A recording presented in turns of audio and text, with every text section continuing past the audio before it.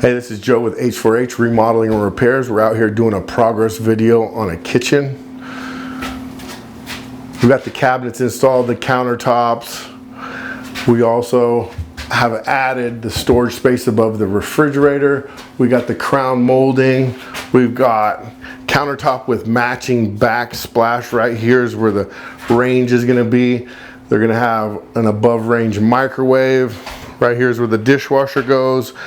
There used to be a dead cabinet here, but what we've done here is given them bigger drawers and taken this cabinet and turned it around so they have access on the other side. We've got a larger sink, a deep sink. We also have, if you come around over to this other side, we have bar seating with a larger than normal overhang. And here's access to that space you can't get to from the other side. So whether you got a kitchen big or small, indoors or outdoors, give us a call. H4H Remodeling and Repairs.com.